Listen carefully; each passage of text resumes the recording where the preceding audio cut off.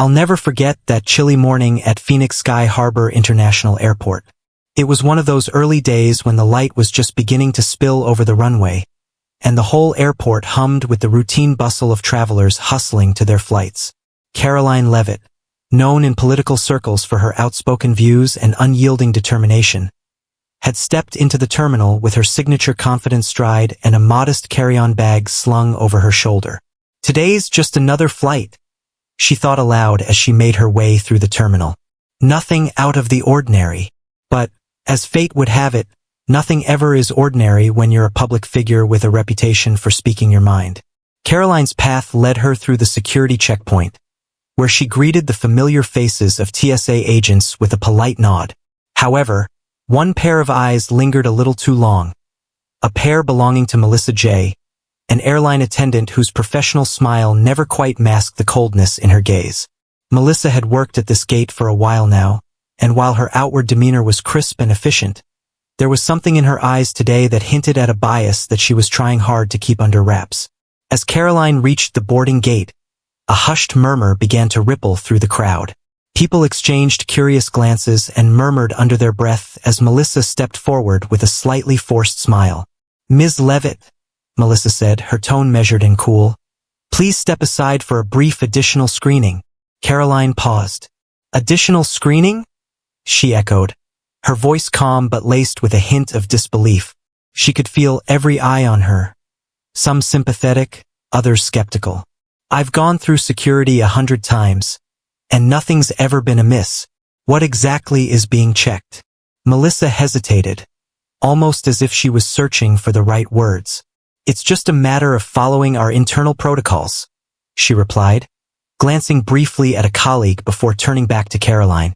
Now, let me tell you, if there was one thing Karoline knew well, it was that if a screening was truly needed, she'd see TSA officers in uniform, not just a lone flight attendant wielding vague procedures. But there she stood, being singled out in the middle of an ordinary morning, while the other passengers, those who were not accustomed to having their every move scrutinized, watched in a mixture of curiosity and concern. A murmur of discontent began to rise among the waiting travelers. One older gentleman leaned over to his neighbor and whispered, "I don't get it. There's no sign of any security breach or anything wrong with her. It's as if they don't want her on board for some other reason." Inside that cramped, private screening room, the tension was palpable. Karoline maintained her composure, though inside she was reeling with a mixture of irritation and resolve.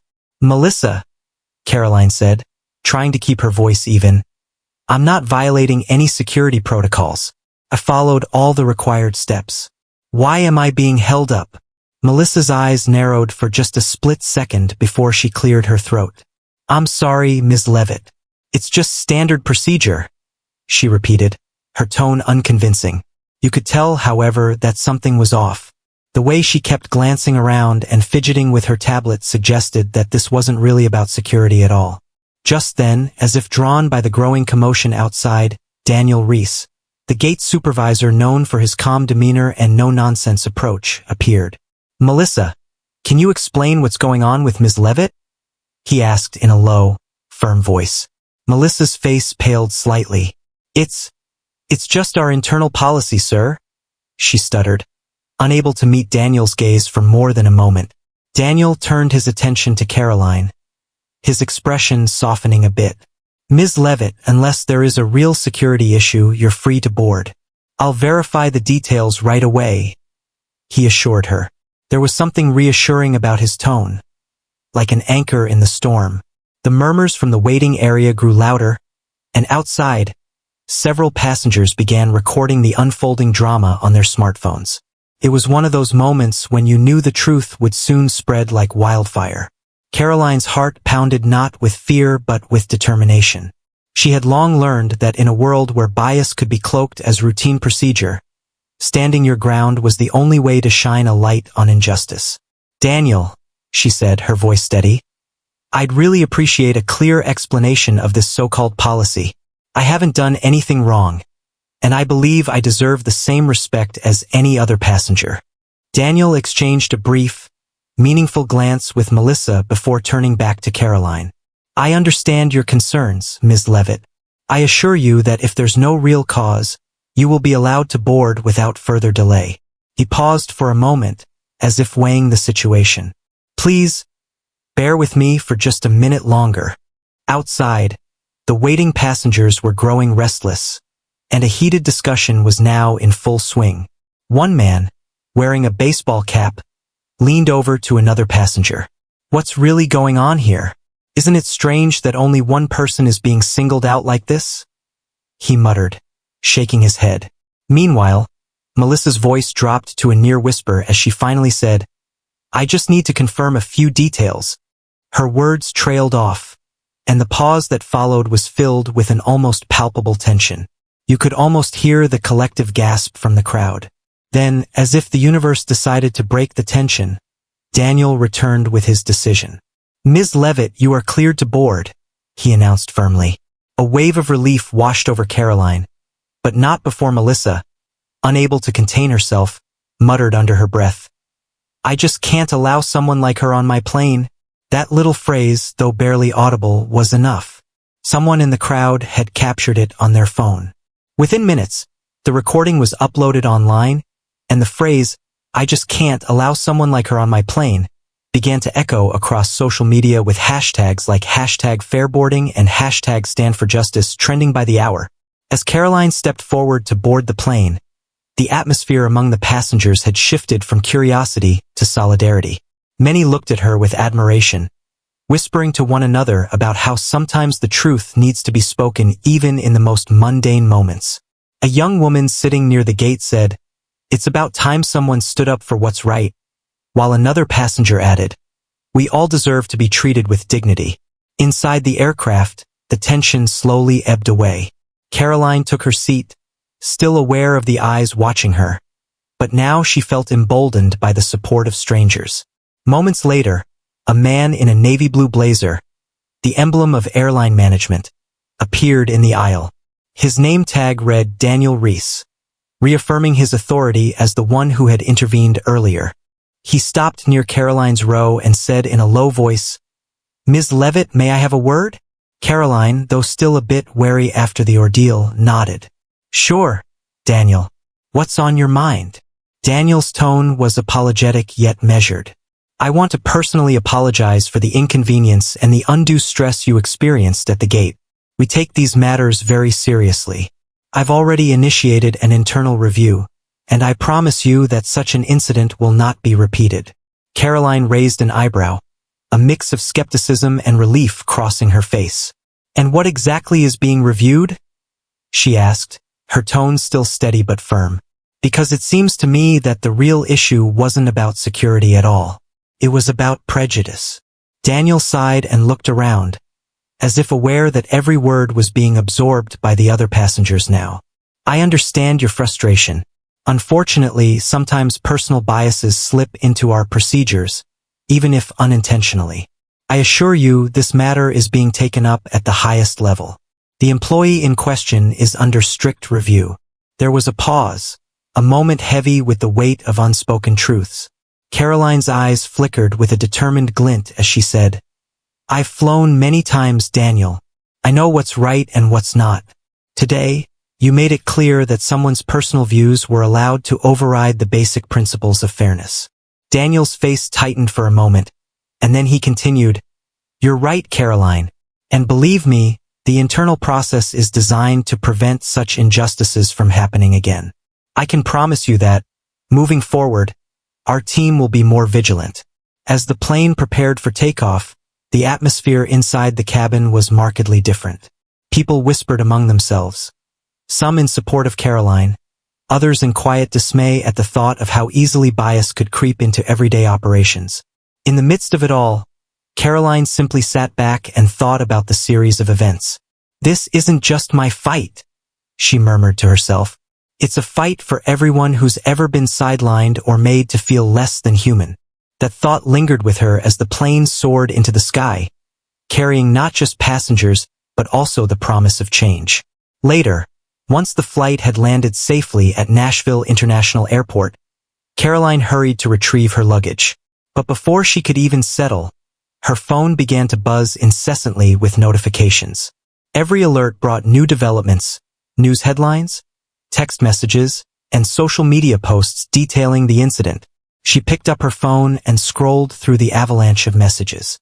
A grainy video taken from the perspective of one of the passengers was now viral.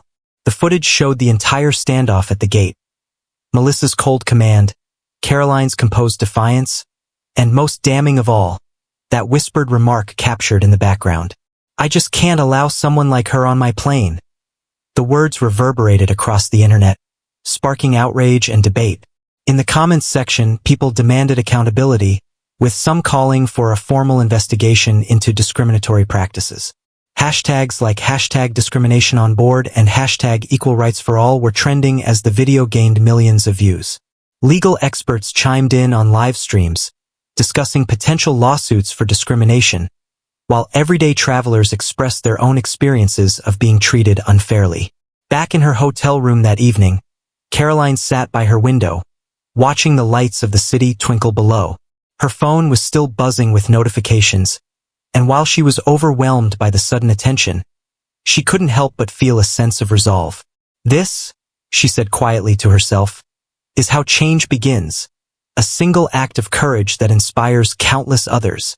Just then, there was a gentle knock on her door. She opened it to find an older woman, perhaps in her early 60s, dressed in simple jeans and a well-worn sweater, with a tote bag casually slung over her shoulder. "Ms. Levitt?" the woman asked softly. "I just wanted to say thank you. I fly a lot and I've seen things like this happen before, moments when people feel unwelcome when they're judged for who they are. Today, you stood up for yourself, and for all of us." Karoline was taken aback by the warmth in the stranger's eyes. "Thank you," she replied, her voice tinged with both gratitude and lingering fatigue. "Sometimes it feels like I'm the only one who notices when things aren't right." The older woman smiled gently. "No, dear. Every single one of us deserves to be treated with respect. And today, you reminded us all that we have the power to speak up, even when it seems like we're alone." They sat together for a few moments, sharing a quiet understanding that needed no further explanation. The woman then patted Karoline's hand and said, "Keep fighting, Ms. Levitt. Your courage matters. And one day, people will look back on this moment and say it was the turning point, when we refused to let prejudice define us." As the door closed behind her, Karoline felt a renewed sense of purpose. The events of that day had shaken her, yes, but they had also galvanized a movement, a collective call for fairness and respect that was spreading like wildfire. She knew that her experience was just one example of a much larger issue, one that affected everyday travelers who didn't have the privilege of being in the public eye. The next day, the airline's official Twitter account released a brief statement. "We are aware of the incident at Phoenix Sky Harbor International Airport. An internal review is underway, and appropriate action will be taken. We remain committed to treating all passengers with dignity and respect." But for many, that statement felt like too little, too late. The voices of those who had witnessed the injustice demanded more than a corporate apology. They demanded systemic change. In cafes and living rooms across the country, people discussed the incident over coffee and dinner. One conversation went something like this. "I saw that video," one young man said to his friend, scrolling through his phone. "Did you hear what Melissa said? That's just unacceptable. How can an employee allow personal bias to determine who gets to board?" His friend nodded, frowning. "It's like every time someone like Karoline stands up, it forces us to confront how deep-rooted discrimination still is. And the worst part is, it's not just about politics. It's about who we are as human beings." In community centers and online forums, discussions about fair treatment and the need for accountability dominated the conversation. Social media campaigns sprang up, urging airlines to review their policies and train their staff on how to handle such sensitive situations with empathy and fairness. #equal boarding and #stand up against bias became rallying cries for those demanding change. As for Karoline, she began receiving messages of support from people all over the country. Some were from ordinary travelers who had experienced similar indignities, while others were from activists and public figures who saw her courage as a beacon of hope. Every message reinforced her belief that her stand was not in vain. One evening, Karoline was invited to speak on a live webcast hosted by a well-known civil rights organization. "Karoline, tell us about your experience at the airport," the moderator asked. "What was going through your mind when you realized that you were being treated differently?" Karoline took a deep breath, her voice steady and sincere as she recounted the morning's events. "I've flown many times, and I've always trusted that I'd be treated fairly," she began. "But that day, when Melissa said those words, I realized that the problem wasn't with security. It was with prejudice. I had two choices, to stay silent or to speak up. I chose the latter because I knew that if I didn't, then every person who ever felt sidelined would remain voiceless. I'm not asking for special treatment. I'm simply asking for equal treatment." Her words resonated with the audience. "Your bravery reminds me that even when we're in the minority, our voices can make a difference," one viewer commented. "You've shown us that the power to change things lies within each of us."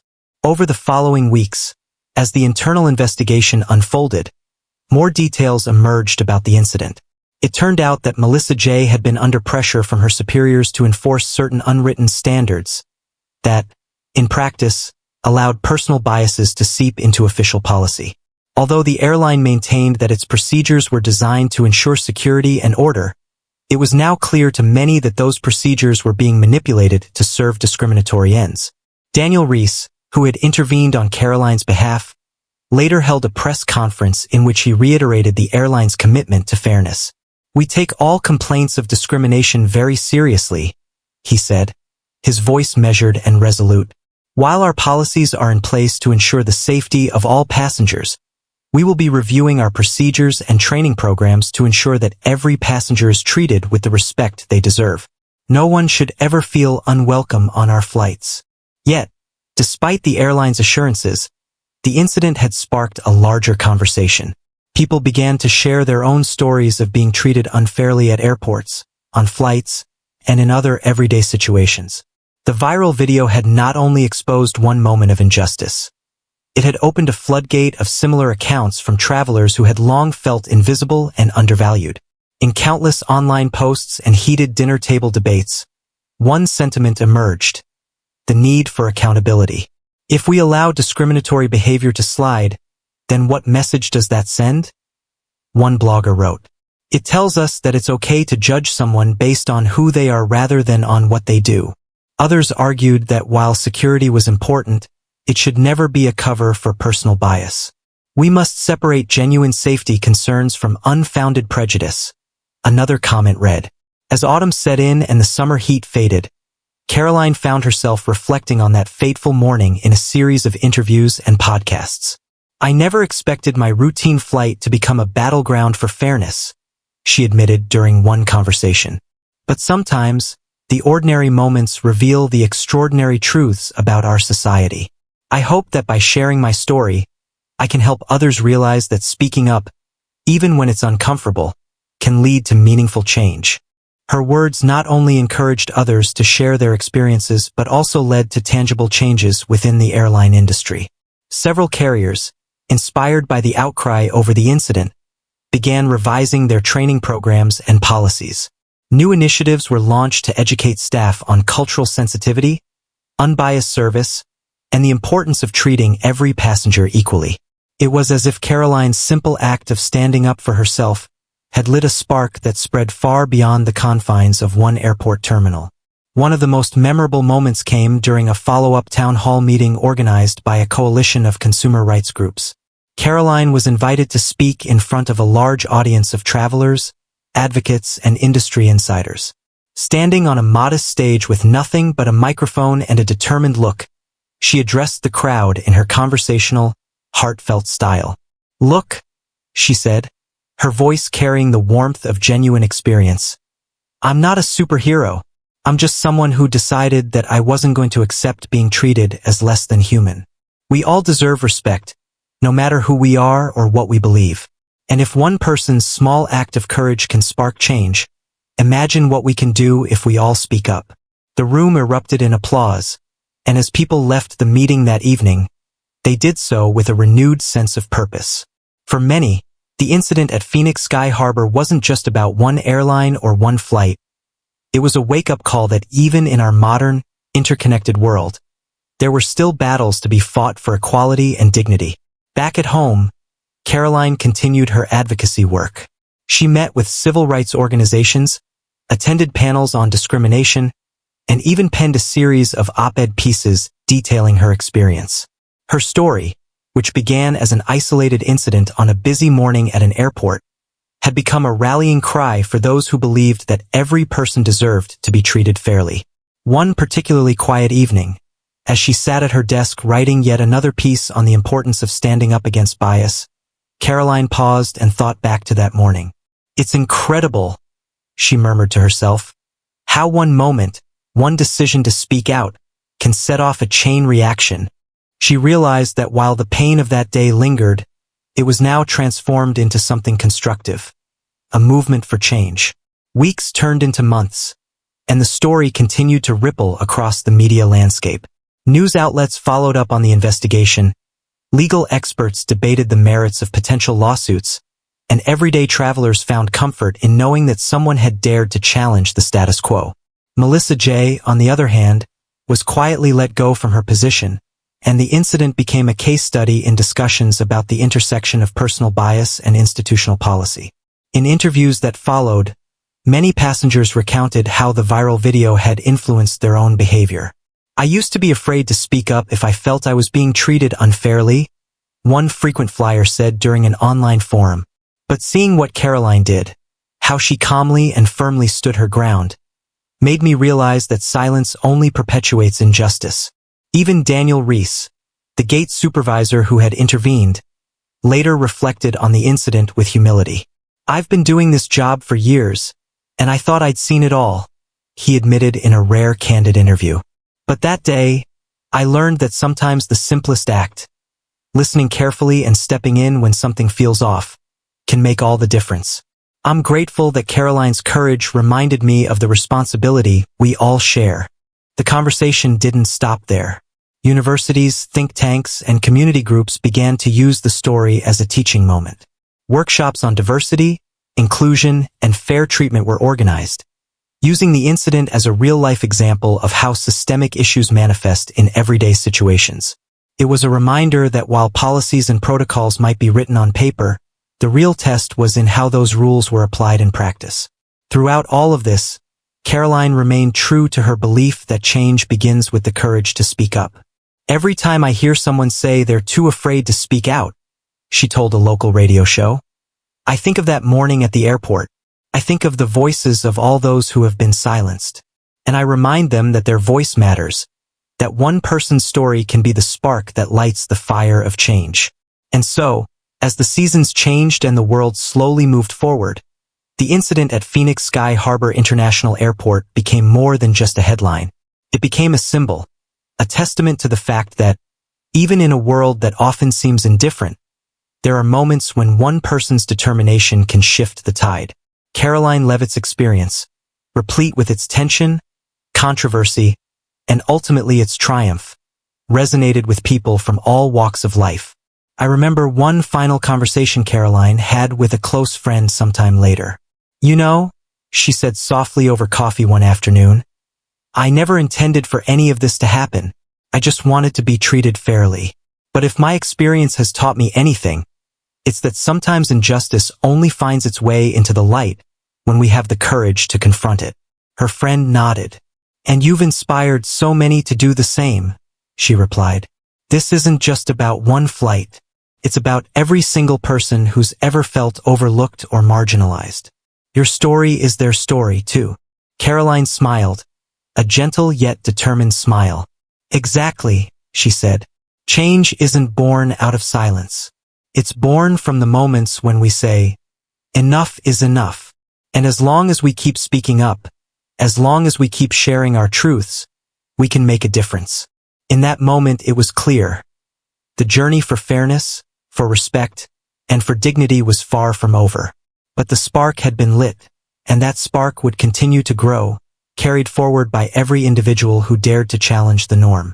Looking back, it's astonishing how one seemingly routine morning at an airport could evolve into a movement that reminded us all that even in the smallest moments, our voices have power.